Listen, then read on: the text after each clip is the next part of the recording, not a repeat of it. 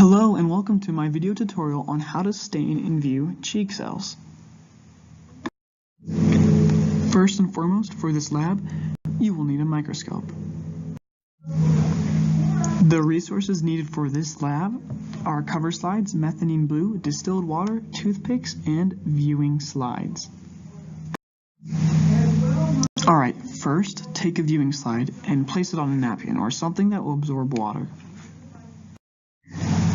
I would just like to apologize for the image quality, but right here, what I'm outlining is a pipette.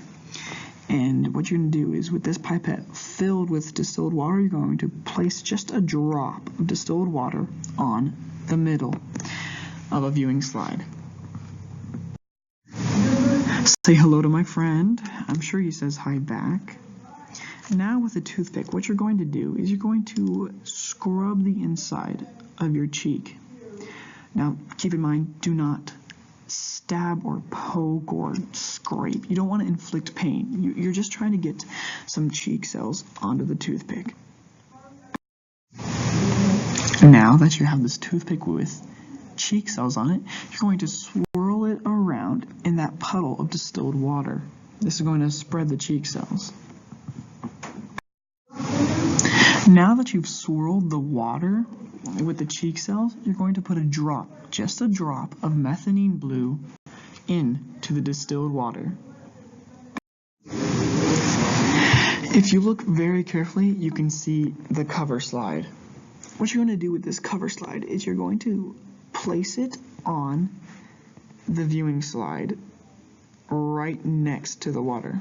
See? And right here is the cover slide. And what you're going to do is you're going to slowly lower it. You are going to do this to prevent air bubbles, because if you just let it drop, first of all, the cover slide might just slip right off, and you're going to make a big mess. It's best not to do that, especially with methionine blue. You could stain your clothes, or if you're smart, your lab coat.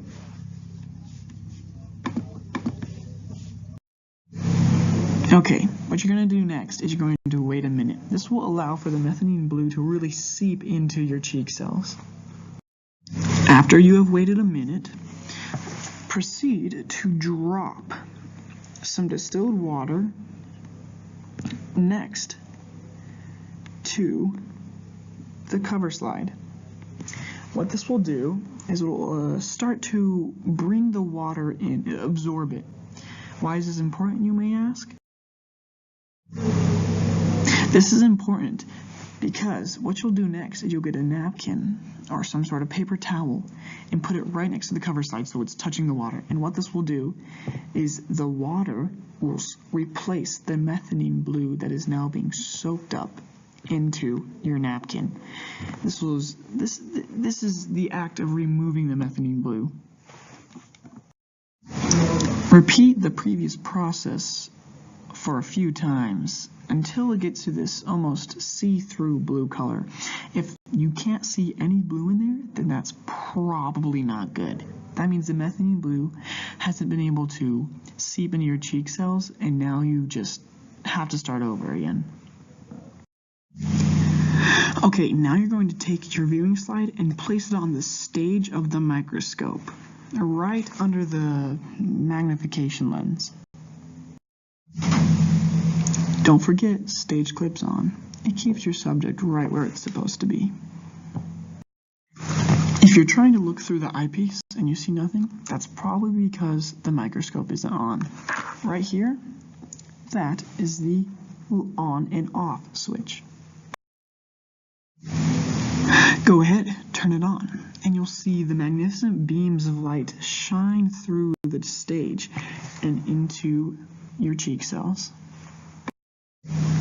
Alright, first we're going to view our cheek cells using the lower magnification. If you don't know which one the lower magnification is, it's the short stumpy one. If you're looking into your eyepiece and you just see blurs and kind of gray, maybe a little bits of blue, that's probably because you haven't sharpened the image. This little snake eye looking spinner it will sharpen the image, allowing you to see more clearly. As you can see, using the lower power magnification lens, you can see blue little bits. Look, those are my cheek cells. You'll be able to see more moving on to the next magnification. Again, I apologize for the image quality, but medium, if you can't remember, it's not as short and stumpy as the low one, but it's not as long and elongated as the high magnification. Go ahead and switch it to medium power. At first, it's kind of hard to spot the difference between low power and medium power magnification, but definitely you're able to moreover see more shapes and sizes with the medium power magnification. Go ahead and move on to high power magnification. Yet again, this is the longest one. It should almost come a little too close to your stage, but not too close to touch it. And that is also why the stage clips are there. Just in case you move it, it'll stay right in place. This is where the sharpness tool really comes in handy, because when you're in high power, there's stuff everywhere, so you can almost bend between it looks like two realities as you blur one out and you bring these lovely cheek cells into light. If you look right there, almost looks like the nucleus, or right there, or right there, you can definitely see these cheek cells. That is the power of the high magnification.